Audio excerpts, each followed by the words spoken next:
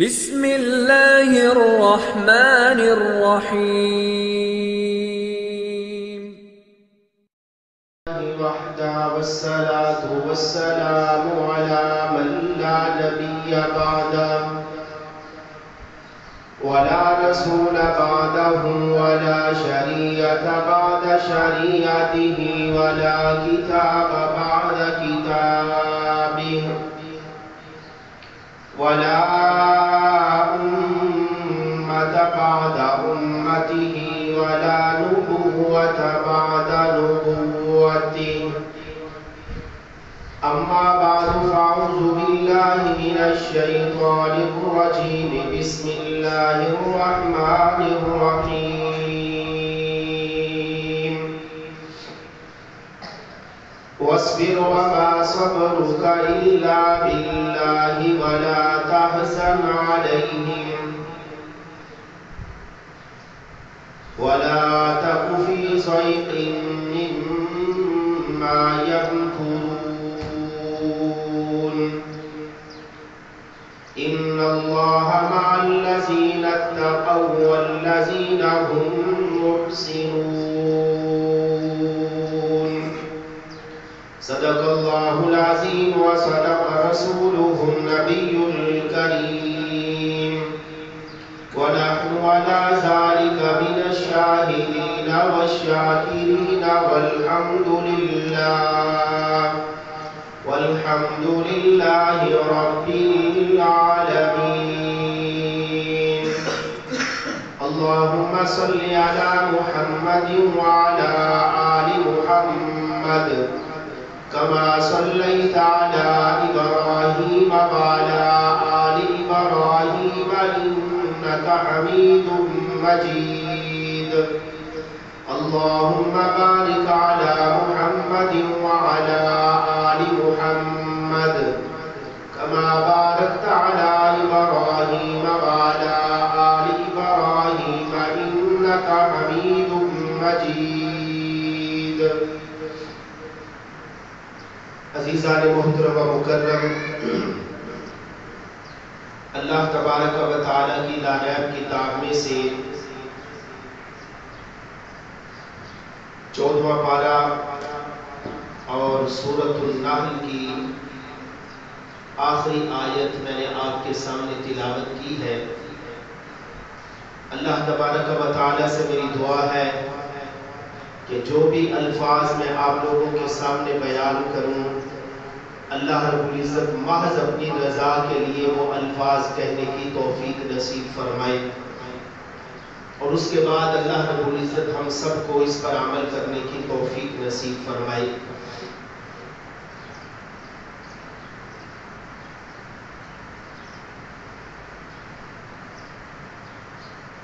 اس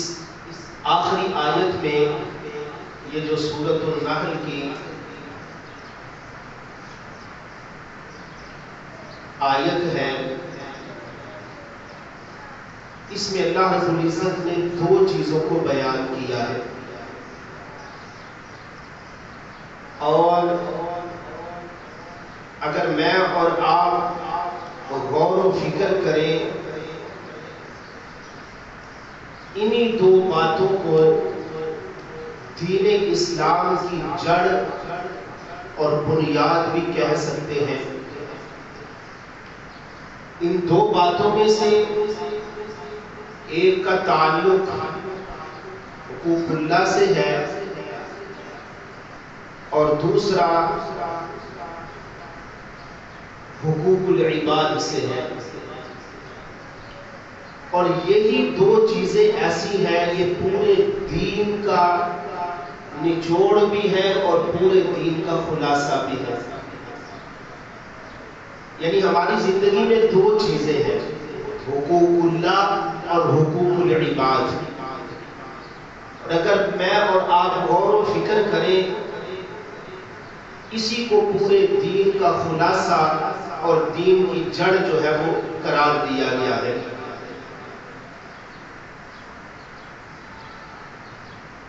اللہ کرے کہ باتیں ہمیں سمجھ میں آ جائیں اور ہم اس پر عمل کرنے والے بن جائیں۔ تو یقین جانیے ہمارے اوپر اللہ کی رحمتوں اور برکتوں کا جو ہے وہ نزول ہوگا. اور اگر ہم ان باتوں کے اوپر عمل کر لیں، ہم بھی اور ہمارے حکمران بھی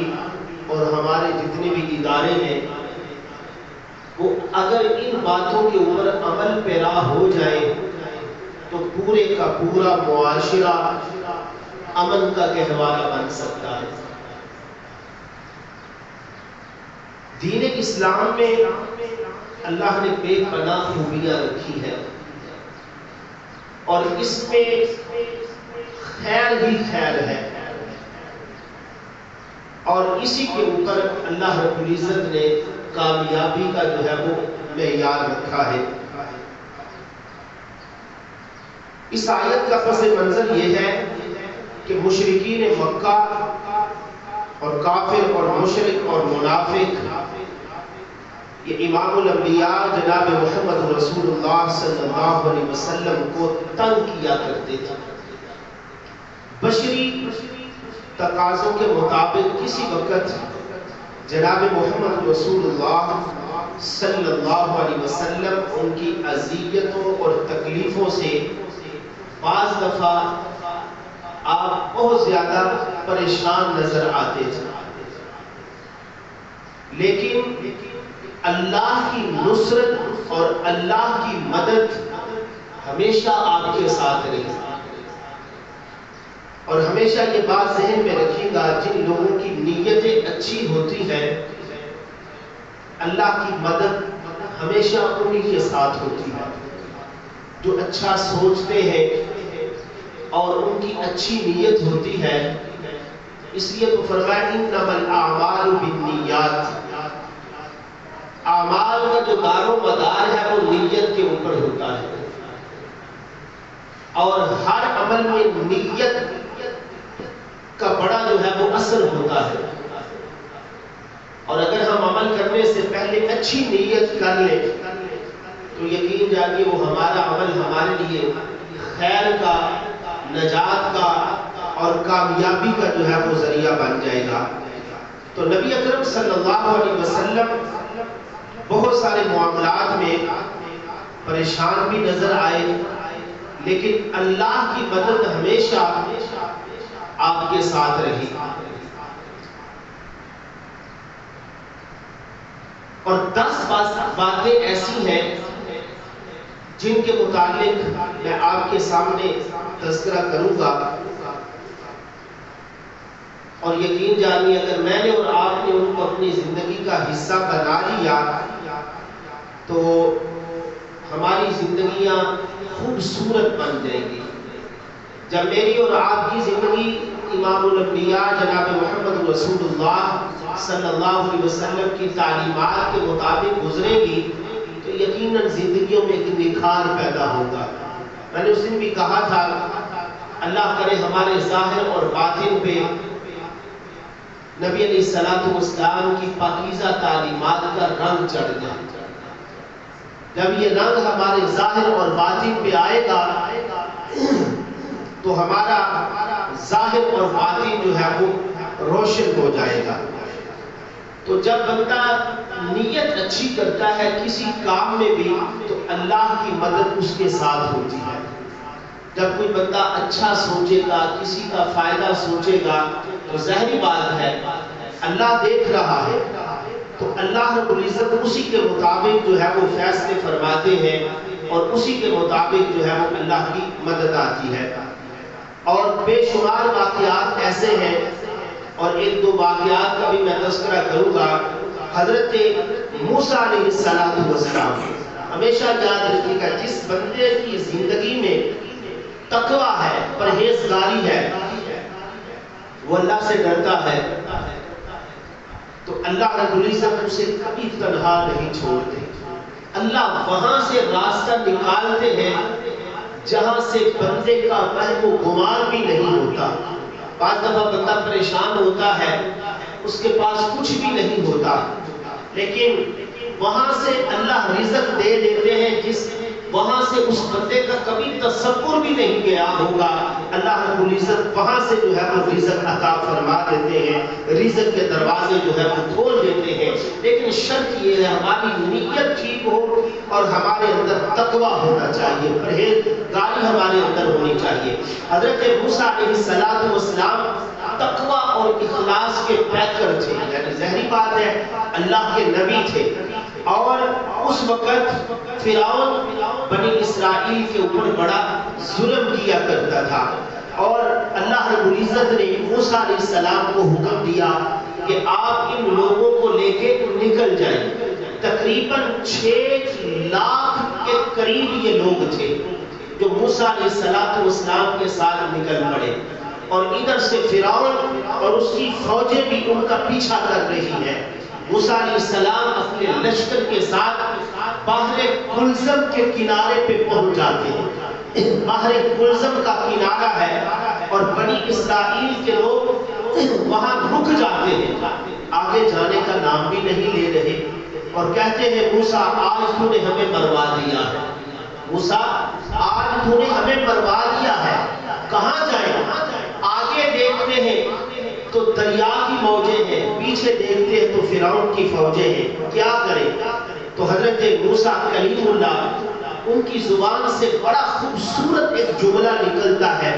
اور وہ کہتے ہیں یہ جملے اسی وقت زبان سے نکلتے ہیں جب بندے کے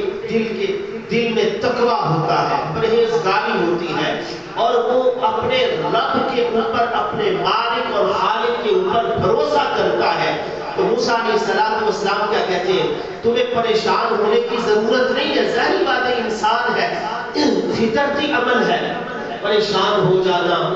مسائل آتے ہیں، پریشانیاں آتی ہیں، رزق کی تنگی آتی ہے، یہ سب اللہ کی طرف سے ہے۔ دنوں کا تبدیل ہو جانا، دنوں کا آنا جانا، یعنی کبھی فراوانیاں ہیں تو کبھی رزق کی جو ہے وہ تنگی ہے، یہ سب فیصلے آسمان پر ہوتے ہیں۔ تو حضرت موسیٰ کلیم اللہ کہتے ہیں تمہیں پریشان ہونے کی ضرورت نہیں ہے، ان معی ربی سیہدین، تمہیں پریشان ہونے کی ضرورت نہیں ہے، میرا رب میرے ساتھ ہے، وہ میرے لیے بہترین راستہ نکالے گا، بہترین جو ہے وہ راستہ ہمیں دے گا۔ تو اب کیا ہوا؟ موسیٰ علیہ السلام کی نیت اچھی تھی، اور موسیٰ علیہ السلام کو اللہ نے تنہا بھی نہیں چھوڑا۔ پیچھے دیکھیے فرعون کی فوجیں ہیں، آگے دریا کی موجیں ہیں، اور موسیٰ علیہ السلام کو میرے اللہ نے حکم دیا، میرے پاک پیغمبر آپ اس لاٹھی کو یہاں پہ ماریے۔ موسیٰ علیہ السلام وہاں پہ لاٹھی مارتے ہیں اور میرا اللہ اس پانی میں سے 12 راستے بنا دیتا ہے۔ سب کہیے سبحان اللہ۔ اب پانی سے کوئی مشینری نہیں ہے، کوئی ٹیکنالوجی نہیں ہے، کوئی کام کرنے والا موجود نہیں ہے، کوئی ٹھیکیدار موجود نہیں ہے، لیکن میرے اللہ کا حکم ہوا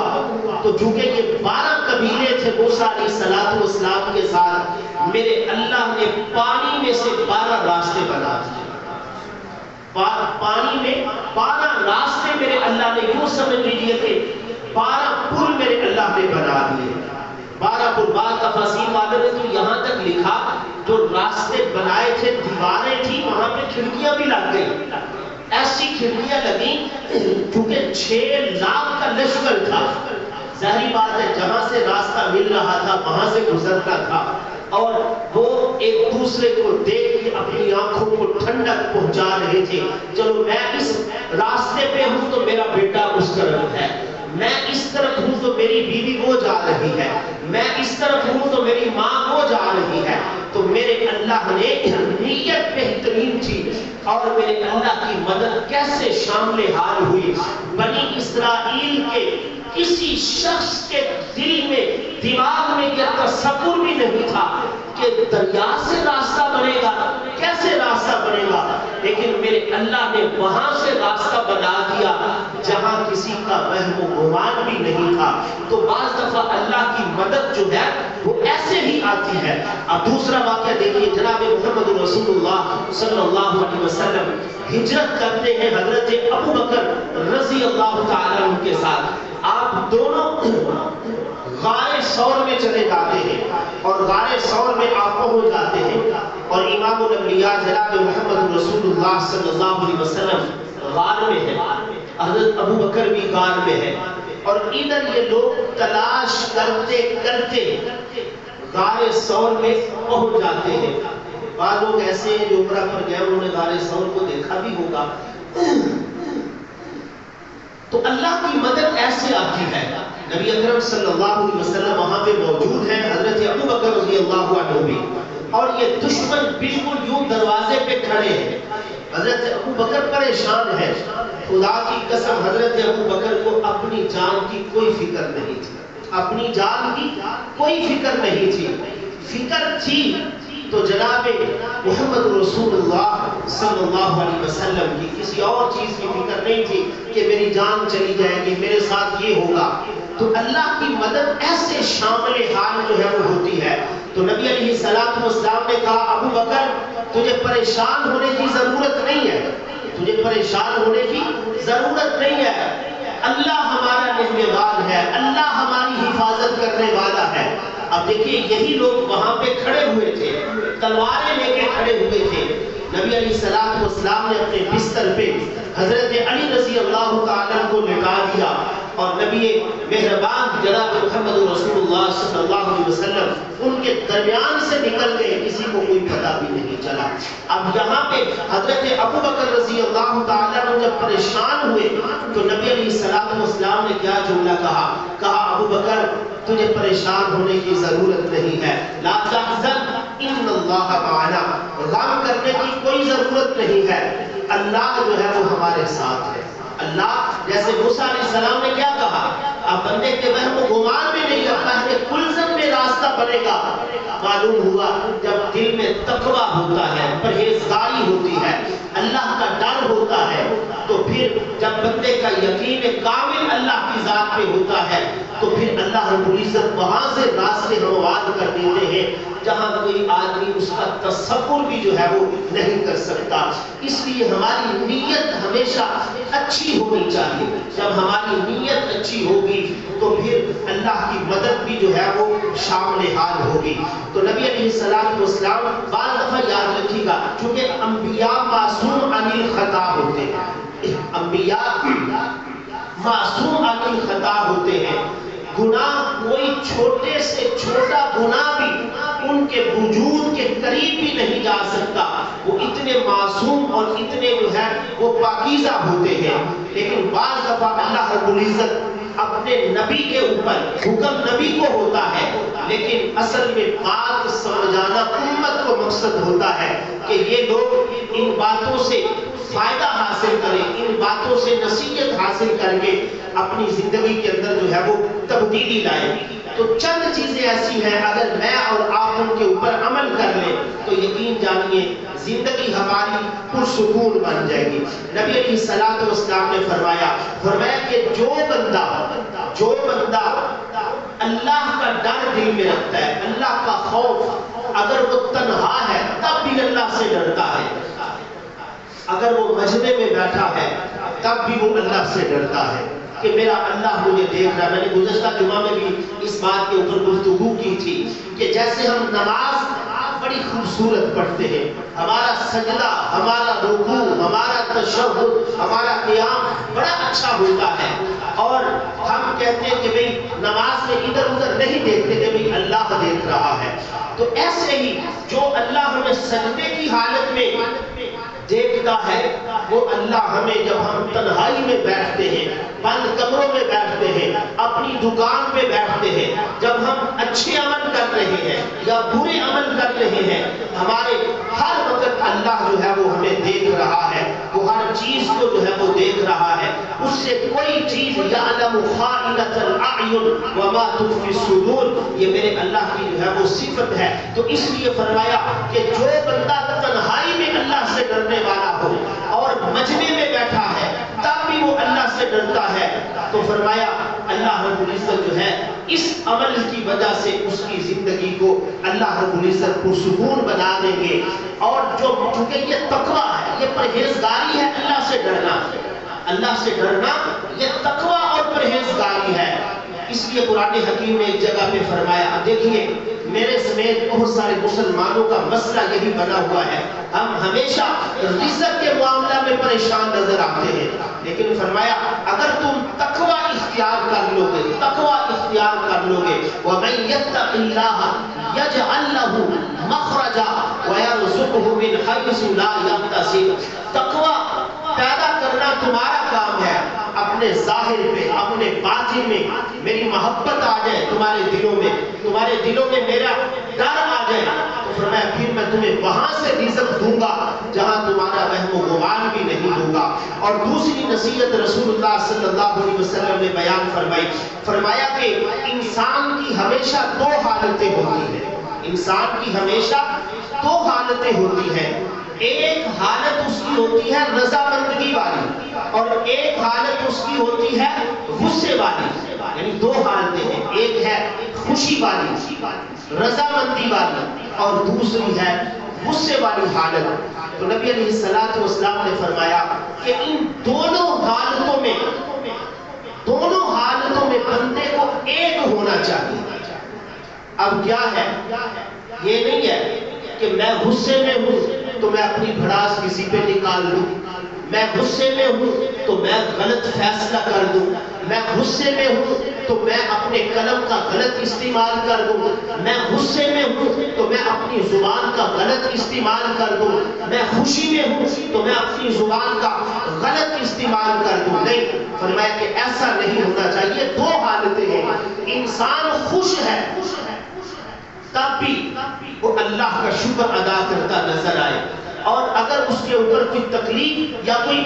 مصیبت آ جاتی ہے وہ اس کے اوپر بھی صبر کرے، کبھی بھی جو ہے وہ اللہ کا گلہ شکوہ نہ کرے، تو یقیناً اللہ کی طرف سے یہ آزمائشیں آتی رہتی ہیں۔ جتنا کوئی بندہ ایمان میں پختہ ہوتا ہے اتنی ہی اس کے اوپر آزمائشیں آتی ہیں۔ اب دیکھیے جناب نبی مکرم محمد رسول اللہ صلی اللہ علیہ وسلم کی زندگی کے حالات آپ پڑھ کر دیکھیے، آپ صلی اللہ علیہ وسلم کی زندگی کیسے تکلیفوں میں گزری، کیسے مسائل میں گزرے، اور زندگی کے آخری ایام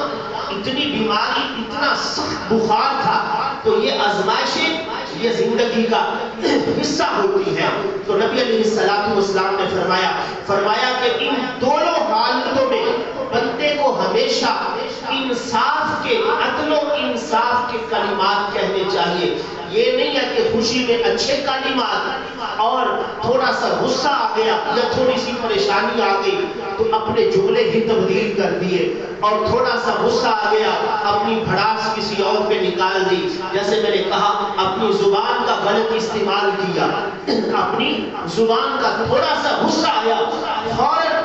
بیوی کو طلاق دے دی،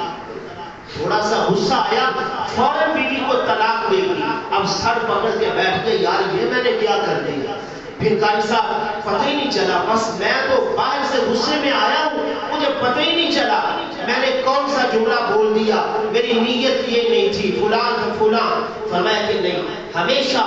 غصے کی حالت میں بھی بندے کو اچھے بول بولنے چاہیے، اور اس لیے قرآن حکیم میں بھی فرمایا، یعنی معلوم ہوا اگر ہم خوشی کی حالت میں ہیں تو پھر بھی ہمیں عدل و انصاف والے جملے بولنے چاہیے، اگر ہمیں خوشی نہیں ہے، اگر ہمیں ناراضگی ہے یا غصہ ہے تو وہاں پر بھی ہمیں عدل و انصاف والے جملے، ہمیشہ گواہی کا معاملہ ہے، یہ نہیں ہے کہ یار اس بندے نے مجھے نقصان پہنچایا تھا فلاں جگہ پہ، اب لاٹھی میرے ہاتھ میں ہے تو میں اس کو نقصان پہنچانے پہ لگ جاؤں، نہیں۔ فرمایا کہ ہمیشہ اعدلوا هو اقرب للتقوی، اللہ رب العزت نے قرآن حکیم میں اس چیز کا تذکرہ بھی دیا۔ اور تیسری بات یہ بیان فرمایا کہ انسان کی دو حالتیں ہوتی ہیں، انسان کی دو حالتیں ہوتی ہیں، ایک یا تو اس کے پاس مال ہوگا اور یا اس کے پاس فقیری ہوگی، ظاہری بات ہے دونوں حالتیں بعض دفعہ آ جاتی ہیں، بعض دفعہ مال زیادہ ہے، بعض دفعہ کچھ بھی نہیں، تو میرے نبی نے فرمایا کہ ان دونوں حالتوں میں میانہ روی اختیار کر لیا، دونوں حالتوں میں ہمارے پاس تھوڑا سا پیسہ آ جائے، ہماری بدقسمتی یہ ہے ہم کنجروں کے اوپر اس پیسے کو نشاور کر دیتے ہیں، میں کئی دفعہ یہ دکھڑا سناتا ہوں، ہماری شادیاں ہوتی ہیں، ہماری خوشیاں ہوتی ہیں، اور وہاں پہ اللہ نے جتنا دیا ہے آپ شکر ادا کرنا چاہیے۔ آپ کنجروں کے اوپر پیسے نچاور کر رہے ہیں، ساری ساری رات کنجر ناچتے ہیں اور ان کے اوپر پیسہ جو ہے وہ نچاور کیا جاتا ہے۔ تو فرمایا ان دونوں حالتوں میں ہمیشہ میانہ روی اختیار کرنی چاہیے۔ اگر آپ کے پاس زیادہ پیسہ ہے وہاں پہ بھی آج شریعت نے میانہ روی کا حکم دیا، اور اگر آپ کے پاس فقر ہے تو وہاں پہ بھی جو ہے وہ میانہ روی اختیار کرنی چاہیے۔ اور کبھی ہمیشہ کوشش کریں اپنے لیے فقر کا دروازہ کبھی نہ کھولیں۔ نبی علیہ الصلوۃ والسلام نے فرمایا اس ہاتھ سے اوپر والا ہاتھ، یعنی نیچے والے ہاتھ سے اوپر والا ہاتھ جو ہے وہ بہتر ہے۔ اور نبی علیہ الصلوۃ والسلام نے فرمایا جس بندے نے اپنے لیے فقر کا دروازہ کھول لیا اس کی محتاجی کبھی بھی جو ہے وہ ختم نہیں ہو سکتی۔ تو اس کے بعد رسول اللہ صلی اللہ علیہ وسلم نے بیان فرمایا انسان جس سوسائٹی میں رہتا ہے، ظاہری بات ہے کبھی صلح کبھی ناراضگی، یہ ساری چیزیں یہ زندگی کا جو ہے وہ حصہ ہے، لیکن نبی علیہ الصلوۃ والسلام نے فرمایا کہ یہ اللہ نے مجھے نصیحت کی ہے، یہ میرے اللہ نے مجھے سمجھایا ہے۔ فرمایا کہ صحابہ میں تمہیں بھی اس بات کا درس دے رہا ہوں، جو تمہارے ساتھ رشتوں کو توڑنے والا ہو اس کے ساتھ رشتوں کو جوڑ کے رکھنا ہے۔ جو تمہارے ساتھ ختم کرنے پہ آ جائے، آپ تمہارے ساتھ تعلق ختم کرنے پہ آ جائے، اعلان کر دے کہ میرا ناراضگی ہو سکتی ہے لیکن کوئی شرعی مسئلہ ہو اس پہ ناراضگی کا اظہار بندہ کر سکتا ہے، لیکن 3 دن سے زیادہ ناراض رہنا یہ اللہ اور اس کے رسول کو بالکل پسند نہیں ہے۔ کوئی شرعی مسئلہ ہو تو وہ ایک علیحدہ ایشو ہے، وہ علیحدہ بات ہے، بندہ اس شرعی مسئلہ کا کسی عالم دین سے کسی مفتی صاحب سے وہ مسئلہ پوچھ بھی سکتا ہے، لیکن اگر ہمارے کچھ ذاتی معاملات ہوتے ہیں ان میں شریعت کا کوئی دخل بھی نہیں ہوتا تو سالہ سال گزر جاتے ہیں، ہم کسی کے ساتھ کلام کرنے کے لیے بھی تیار نہیں ہوتے۔ تو رسول اللہ صلی اللہ علیہ وسلم نے ارشاد فرمایا کہ جو تمہارے ساتھ تعلق کو ختم کر رہا ہو اس کے ساتھ تعلق جوڑنا یہی دین ہے، یہی میری سنت ہے۔ اور اس کے بعد فرمایا کہ اگر کوئی نیکی کے کام کے اوپر تمہیں تعاون کا کہے، جیسے قرآن حکیم میں سورۃ المائدہ میں حکم بھی ہے وَتَعَاوَنُوا عَلَى الْبِرِّ وَالتَّقْوَىٰ، وَتَعَاوَنُوا عَلَى الْبِرِّ وَالتَّقْوَىٰ، فرمایا جو نیکی کے کام ہے، تقویٰ اور پرہیزگاری والے کام ہیں، جو خیر کے کام ہیں، ان کے اوپر ایک دوسرے کے ساتھ تعاون کیا کرو۔ اور وَلَا تَعَاوَنُوا عَلَى الْإِثْمِ وَالْعُدْوَانِ، واضح حکم آ گیا، فرمایا جو زیادتی اور گناہ کے کام ہیں فرمایا ان میں آپ نے کسی قسم کا جو ہے وہ تعاون نہیں کرنا۔ اس کے بعد فرمایا کہ اگر کوئی بندہ تم سے معافی مانگتا ہے، یہ رسول اللہ صلی اللہ علیہ وسلم کو نصیحتیں کی جا رہی ہے، حکم آپ کو ہو رہا ہے لیکن سمجھانا اصل میں ہمیں مقصد ہے۔ فرمایا کہ اگر کوئی بندہ غلطی کر بیٹھتا ہے، آپ سے وہ معافی مانگتا ہے، وَأَن تَعْفُوا أَقْرَبُ لِلتَّقْوَىٰ، جس کے دل میں تقویٰ ہوگا، پرہیزگاری ہوگی، وہ معافی ہی کو ترجیح دے گا کہ چلو یار تجھ سے غلطی ہو گئی ہے، میں نے تجھے اللہ کی رضا کے لیے معاف کر دیا۔ اس لیے قرآن حکیم میں کہا وَأَن تَعْفُوا أَقْرَبُ لِلتَّقْوَىٰ، لیکن بنیادی چیز یہ ساری چیزیں اس وقت آئے گی جب ہمارے دل میں تقویٰ ہوگا، جب ہمارے دل میں پرہیزگاری آئے گی۔ رسول اللہ صلی اللہ علیہ وسلم نے کیسے اپنے بڑے بڑے دشمنوں کو نبی علیہ الصلوۃ والسلام نے معاف کر دیا۔ اس کے بعد رسول اللہ صلی اللہ علیہ وسلم نے ارشاد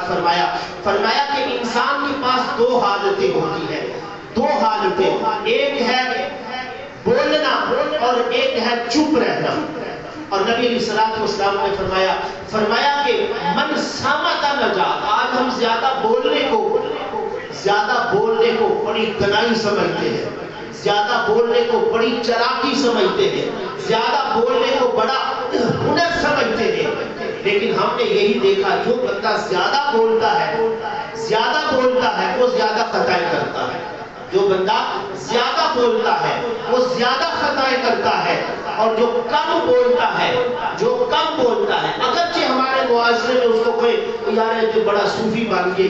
انہوں تے کوئی بات گل ہی نہیں آتی، لیکن وہ بولتا ضرور ہے، لیکن وہ ہمیشہ اپنی زبان سے جو بھی بات نکالے گا وہ با مقصد بات ہوگی، کوئی لغو بات۔ اس لیے تو قرآن حکیم میں 18ویں پارے میں اللہ رب العزت نے مومنوں کا تذکرہ کرتے ہوئے فرمایا والذین هم عن اللغو معرضون، فرمایا کہ مومن جو بندہ ہے نا وہ لغو باتوں کے قریب بھی نہیں جاتا، وہ لغو باتوں سے اعراض کرنے والا ہوتا ہے۔ آج ہماری زبانوں سے کیسی بہتہ باتیں نکلتی ہیں، ہماری زبانوں سے ہمیشہ جھوٹ نکلتا ہے، ہماری زبانیں غلط بولتی ہیں، ہماری زبان نبی علیہ السلام نے فرمایا صحابہ جب بھی تم کوئی بات کرو تو کوشش کرو اس کے بعد تمہاری زبان کے اوپر اللہ کا ذکر جاری رہنا چاہیے،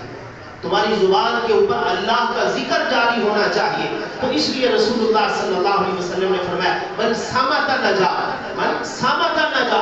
جو بندہ خاموش رہتا ہے وہ نجات پا جاتا ہے، وہ بندہ کامیاب ہو جاتا ہے۔ اس لیے جو بندہ زیادہ بولتا ہے ہم نے دیکھا کہ وہ اکثر خطا میں رہتا ہے، اکثر وہ غلطی کے اوپر ہوتا ہے۔ اور فرمایا مومن انسان جب خاموش رہتا ہے وہ سوچتا ہے، وہ فکر میں لگ جاتا ہے۔ نبی علیہ السلام جب آپ ہمیشہ دو حالتوں میں ہوتے تھے، یا آپ کی زبان کے اوپر اللہ کا ذکر ہمیشہ جاری و ساری رہتا، لیکن جو ہی آپ خاموش ہوتے تو آپ کو امت کی فکر ہوتی، آپ کو امت کی فکر ہوتی۔ اس لیے دیکھیے اگر میں نماز پڑھتا ہوں تو مجھے فکر کرنی چاہیے کہ یار میرا دوست بھی نمازی بن جائے، میرا فلاں ہمسایہ بھی نمازی بن جائے، میں اس کو کسی نہ کسی طریقے سے جو ہے وہ نیکی کی طرف لے کے آؤں۔ چلو یار اکٹھے بیٹھے آؤ نماز پڑھ کے آتے ہیں، آؤ یار آج جمعہ کے لیے چلتے ہیں۔ تو اچھے کاموں کی طرف جو ہے نبی علیہ السلام نے فرمایا کہ اپنے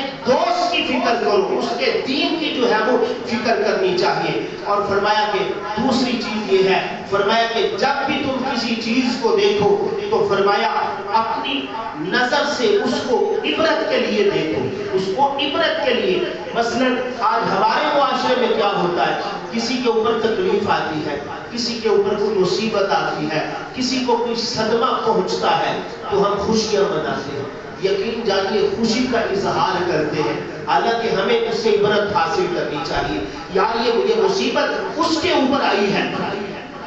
کس نے بھیجی ہے؟ یہ اللہ کی طرف سے آئی ہے، یہ میرے اوپر بھی آ سکتی تھی،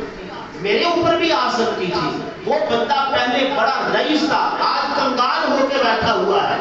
پہلے اس کو کس نے رئیس بنایا تھا، آج اس کو کس نے کنگال کر دیا۔ یہ میرے اوپر بھی مصیبت آ سکتی ہے، میرے پاس بھی بڑا مال ہے، اس کی زمین تھی، اس کی وہ ساری فصل اجڑ گئی،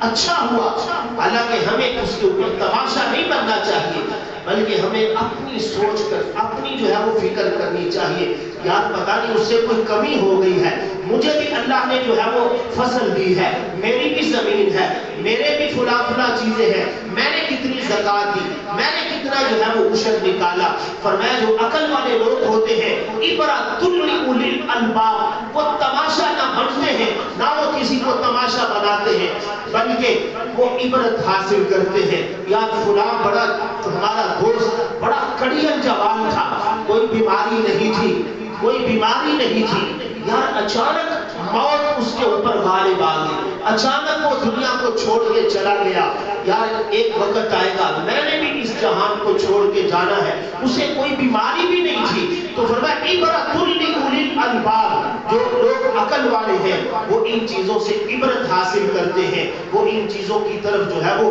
توجہ کر کے اپنی اصلاح کی فکر میں لگ جاتے ہیں، اپنی اصلاح کی فکر میں لگ جاتے ہیں۔ آج ہم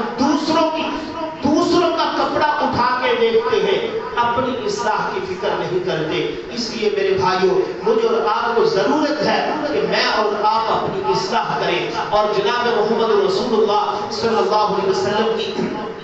پاکیزہ تعلیمات کے اوپر عمل کریں۔ تو یقین جانیے آج ہمارے گلوں میں غلامی کے طوق ہیں، ہمارے گلوں میں غلامی کے طوق ہیں، اور میں ہر بندہ سمجھدار ہے اسے پتا ہے کہ کیسے کیسے ہمارے گلوں میں توق ڈالے جا رہے ہیں، اور ان ذلتوں سے، رسوائیوں سے نکلنے کا واحد جو حل ہے وہ یہی ہے کہ میں اور آپ پلٹ آئیں جناب محمد رسول اللہ صلی اللہ علیہ وسلم کی تعلیمات کی طرف۔ حکمران بھی پلٹ آئیں، ہم بھی پلٹ آئیں، تو یقین جانیے عزتیں بھی ملے گی، اور یہ غلامی کے طور کبھی ہمیں کسی کا غلام بننا پڑتا ہے، کبھی کسی کا غلام بننا پڑتا ہے، کبھی کسی کی غلامی کا توق جو ہے وہ ہمارے گلے میں ڈالا جاتا ہے۔ ان غلامیوں کے توقوں سے آزاد ہونا چاہتے ہو تو اللہ کے قرآن کی طرف آ جاؤ، اور جناب نبی مکرم جناب محمد رسول اللہ صلی اللہ علیہ وسلم کی تعلیمات کی طرف آ جاؤ۔ تو میں نے گفتگو کا آغاز یہاں سے کیا تھا، ہم اگر تقویٰ پہ آ جائیں، اگر ہم پرہیزگاری پہ آ جائیں، اگر ہم تنہائی میں یا مجمع میں بیٹھے ہوئے اللہ سے ڈرنے والے بن جائیں، تو یقین جانیے اللہ کی مدد وہاں سے آئے گی جہاں سے وہم و گمان بھی نہیں ہوگا۔ اللہ وہاں سے کامیابی کے راستے، رزق کے راستے، پریشانیوں سے نکلنے کے راستے، اللہ وہاں سے جو ہے وہ راستے نکالیں گے۔ جیسے میں نے کہا کیا بنی اسرائیل والوں کو پتا تھا؟ وہ تو کہہ رہے تھے، میں نے ابتدا میں کہا موسیٰ علیہ السلام کو کہنے لگے موسیٰ تو نے تو ہمیں مروا دیا ہے، تو موسیٰ علیہ السلام نے کہا کیا کہا؟ پریشان ہونے کی ضرورت نہیں، ان معی ربی سیہدین، میرا رب میرے ساتھ ہے، اور میں لاٹھی ماری کیسے باہر فلزم سے میرے اللہ نے راستے بنا دیے۔ اس لیے میرے بھائیوں ہم پریشان حال ہیں، ہم دن بدن زوال کی طرف جا رہے ہیں، ہمیں واپس پلٹنا ہوگا، ہمیں مسجدوں کو آباد کرنا ہوگا، ہمیں اپنی پیشانیوں کو رب کے دربار پہ جھکانا ہوگا، ہمیں جو ہے وہ قرآنی تعلیمات جو بڑی تعلیمات ہیں ان کے اوپر عمل پیرا ہونا ہوگا، تو زندگی میں معاشرے میں سکون آئے گا، یہ امن کا گہوارہ سب کچھ بن جائے گا۔ اللہ رب العزت عمل کرنے کی توفیق نصیب فرمائے۔ وما علینا الا البلاغ المبین۔